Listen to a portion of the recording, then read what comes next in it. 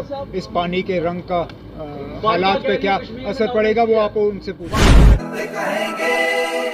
सत्य लिखेंगे, सत्य चलेंगे। मैं नहीं कह सकता हूँ कुछ ना, मैं नहीं जानता हूँ, वो बेहतर जानते हैं कि ना इस पानी के रंग का हालात पे क्या असर पड़ेगा वो आप उनसे पूछें। टारगेटेड किलिंग्स का सिलसिला तो है मूवी से पहले हुई। अगर आप देखें जो चाहे वो हमारे बिंद्रू जी थे जो केमिस्ट की दुकान पे मारे गए, या हमारे ये ढाबा जो है कृष्णा ढाबा बर्न हॉल के पास, उनके जो मालिक हैं उनकी किलिंग, उन पे ऊपर जो टारगेटेड हमला हुआ तो वो पिक्चर से पहले हुआ। तो ये कहना कि इन किलिंग्स का सिलसिला मूवी के बाद शुरू हुआ तो वो माहौल बिगाड़ सकते हैं। इस फिल्म ने माहौल बनाने में कोई रोल अदा नहीं किया। रोल मतलब कितना माहौल बिगाड़ा है वो फैसला आपको खुद। आबादी के बुनियाद पे सीटों का फैसला होता है। या तो वो इंतज़ार करते अभी के सेंसस का, 2020 के सेंसस का, और फिर आबादी देख के सीटों का बंटवारा करते, लेकिन उन्हें 2010 का सेंसस लिया। आप 2010 के आंकड़े ले लीजिए, मैं अभी घूम के आया हूँ।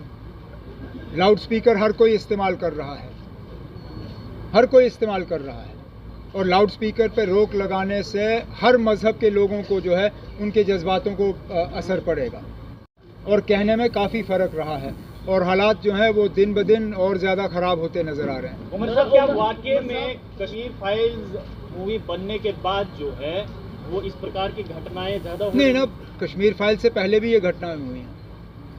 मैं ये नहीं कह सकता हूँ कि मूवी के बाद ये घटनाएं जो हैं ये शुरू हुई। टारगेटेड किलिंग्स का सिलसिला तो है मूवी से पहले हुई। अगर आप देखें जो चाहे वो हमारे बिंद्रू जी थे जो केमिस्ट की दुकान पे मारे गए, या हमारे ये ढाबा जो है कृष्णा ढाबा बर्न हॉल के पास, उनके जो मालिक हैं उनकी किलिंग, उन पे ऊपर जो टारगेटेड हमला हुआ तो वो पिक्चर से पहले हुआ। तो ये कहना कि इन किलिंग्स का सिलसिला मूवी के बाद शुरू हुआ ये गलत है। लेकिन मूवी ने माहौल बनाने में कोई रोल अदा नहीं किया। कुछ लोग जो हैं माहौल बना सकते हैं, कुछ लोग माहौल बिगाड़ सकते हैं। इस फिल्म ने माहौल बनाने में कोई रोल अदा नहीं किया। रोल मतलब कितना माहौल बिगाड़ा है वो फैसला आपको खुद करना होगा। डिलिमिटेशन रिपोर्ट जैसा ही है, आप तमाम पार्टी जो है उसका विरोध कर रही है और कह रही है पार्टी की ये रिपोर्ट है। 6 सीटें जम्मू संभाग में, 1 सीट कश्मीर में, सिर्फ इस वजह से इसका विरोध किया जा रहा है? नहीं ना, सिर्फ इस वजह से नहीं, हालांकि ये भी एक बहुत बड़े वजह है। आबादी के बुनियाद पे सीटों का फैसला होता है। या तो वो इंतज़ार करते अभी के सेंसस का, 2020 के सेंसस का, और फिर आबादी देख के सीटों का बंटवारा करते, लेकिन उन्हें 2010 का सेंसस लिया। आप 2010 के आंकड़े ले लीजिए, उसमें देख लीजिए कश्मीर और जम्मू में आबादी में फ़र्क कितना है, और फिर देख लीजिए क्या ये 6 और 1 का फैसला ये सही है या गलत है। लेकिन वो छोड़ दीजिए, उसके बाद फिर जिस तरह इन्होंने सीटों का की जो है डिमार्केशन की है, जिस तरह इन्होंने इलाकों को काटा है और जोड़ा है, इसमें ना सीधा जो है एक पार्टी को और कश्मीर में उनके कुछ सहयोगी दल जो हैं उनको फ़ायदा पहुंचाने के लिए किया है। अब आप मिसाल के तौर पे इन्होंने जम्मू पार्लिमानी सीट में से रजौरी पुंछ का इलाका काट दिया, लेकिन वहाँ पे भी इन्होंने थोड़ा सा फ़र्क किया। अब कालाकोट का इलाका जो है, कालाकोट सुंदरबनी, वो काट के जम्मू के साथ रखा, लेकिन नौशहरा का इलाका जो जम्मू से थोड़ा ज़्यादा करीब बनता है उसको अनंतनाग के साथ रखा। अब मुझे समझा दीजिए क्यों? अगर कालाकोट और सुंदरबनी को जम्मू के साथ रखना था तो फिर नौशहरा को रखना था, और अगर नौशहरा का अनंतनाग के साथ बनता था तो फिर सुंदरबनी कालाकोट का क्यों नहीं?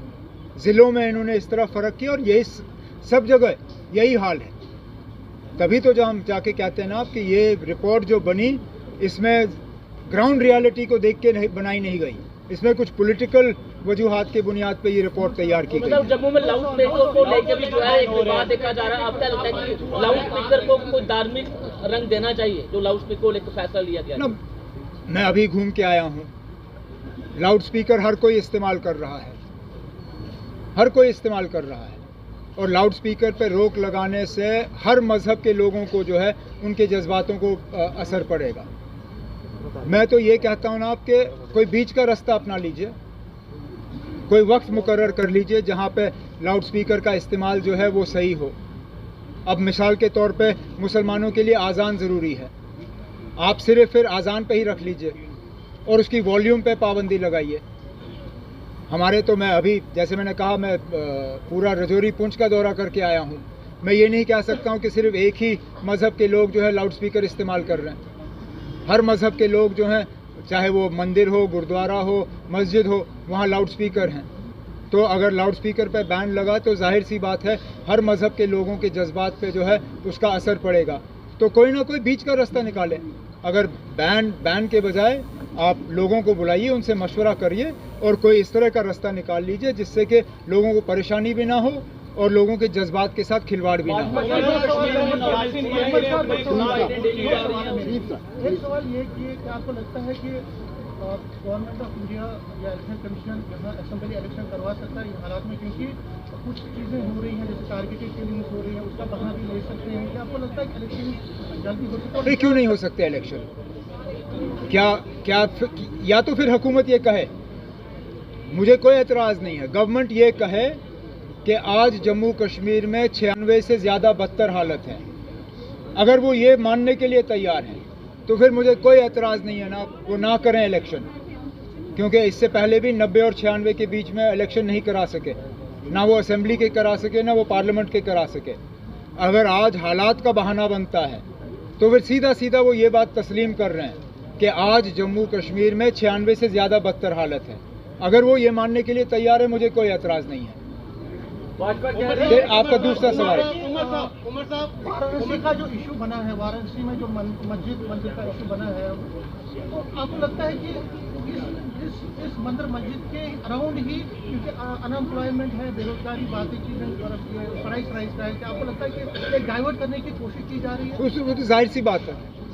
हालांकि जहाँ तक मुझे याद है अयोध्या मामले के जजमेंट के बाद बीजेपी ने शायद ये कहा था कि अब इसके बाद मंदिर की सियासत नहीं होगी, अब वो बाकी चीज़ों पर फोकस करेंगे, डेवलपमेंट पे और जिन चीज़ों का आपने जिक्र किया। लेकिन अब लगता है एक के बाद एक ये नए जो हैं विवाद पैदा किए जा रहे हैं और मुझे लगता है कि शायद मुल्क की हालत जो है इकोनॉमिकली और हर लिहाज से जो ख़राब होते हुए नज़र आ रही है, ये उस चीज़ से डाइवर्जन की बात है।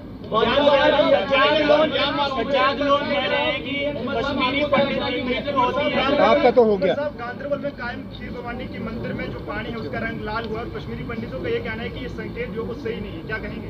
मैं नहीं कह सकता हूँ कुछ जनाब, मैं नहीं जानता हूँ, वो बेहतर जानते हैं कि जनाब इस पानी के रंग का हालात पे क्या असर पड़ेगा, वो आपको उनसे पूछना पड़ेगा। नहीं क्या 125 फ्लाइटें डेली जा रही है कश्मीर में? नहीं, अब 125 फ्लाइटों की तो कोई ताकत है नहीं एयरपोर्ट में। स्टोन पेल्टिंग तो चलिए ना, बीच बीच में स्टोन पेल्टिंग तो हम लोगों ने भी बंद करा दी थी, लेकिन हालात अगर हमको इन हालात में नॉर्मल सी नज़र आ रही है जहां सरकारी मुलाजिम अपने दफ्तर में टेबल के पीछे बैठे गोलियों का शिकार हो या पुलिस का जवान घर बैठे बैठे गोलियों का शिकार हो या इसी तरह और जो टारगेटेड किलिंग्स हुई हैं, अगर ये नॉर्मल सी का एक उनको नया रूप नज़र आ रहा है तो मैं इसमें कुछ कह नहीं सकता। लेकिन अब मैं इतना ज़रूर कहूँगा कि फ़्लाइट्स और टूरिज़्म जो है वो नॉर्मल सी नहीं है। नॉर्मल सी ये है कि खौफ ना रहे, डर ना रहे, कश्मीरी हमारे पंडित जो हैं वहाँ से भागे ना, वो तो सब नौकरी छोड़ के भागने के लिए तैयार हैं। क्या ये नॉर्मल सी है? मजबूरन इंसाफ हासिल करने के लिए वो पीएचडी के लीडरों से मिले, पीएचडी के लीडर फिर गवर्नर साहब के पास गए कि किसी तरह ये जो कश्मीरी पंडितों का दोबारा कश्मीर छोड़ के भागने का प्रोग्राम बन रहा है इस पे रोक लगे। ये नॉर्मल सी नहीं है ना। आप वो जहाज के बस शुक्रिया